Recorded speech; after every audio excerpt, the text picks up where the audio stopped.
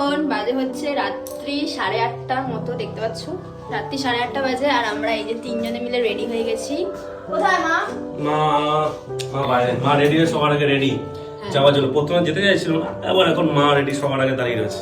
তা যাই হোক, মাকে আজকে নিয়ে যাচ্ছি বাইরে ডিনার করাতে। কোথাও যেতে চায় না তো রাতে আজকে মাকে রাতে ডিনারটা করাবো। কোথায় যাবো এখনো ঠিক করিনি, রাস্তায় গিয়ে ঠিক করবো। চলো আমরা তিনজন রেডি হয়ে গেছি, যাবো দুটো গাড়িতে। আমি নেবো স্কুটি, ও নেবে এনফিল্ড। তো চলো যাই রেস্টুরেন্টে গিয়ে তোমাদের সাথে কথা বলছি। সো এখানে চলছে মেনু সিলেকশনটা কি করছে? এই যে এরা চলে এসছে এইখানে, মা আর আমার বউ। কোথায় এসছো রিয়া? আমরা এসেছি ঢাকেশ্বরী প্যালেস, না এটা চাইনিজ।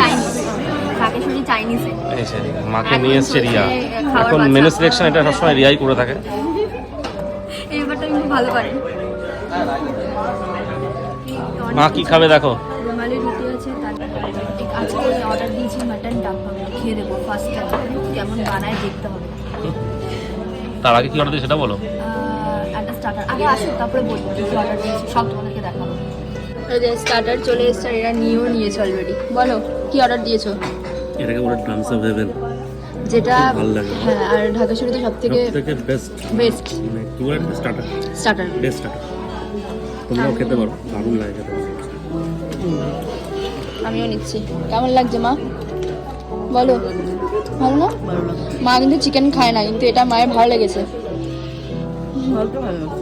চলে এসছে মেন কোর্স মাটন ডাক বাংলো, আর ওখানে আছে মশলা কুলচা আর তন্দুরি রুটি। আপাতত এই নেওয়া হয়েছে, সব প্লেট পরিষ্কার পালা চলছে।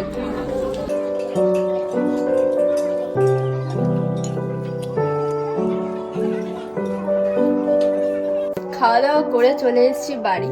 তো রাতের ডিনারটা তো খুবই ভালো হলো, তোমাদের সঙ্গে ছোট্ট করে একটু শেয়ার করে দিলাম। কেমন লাগলো অবশ্যই জানিও।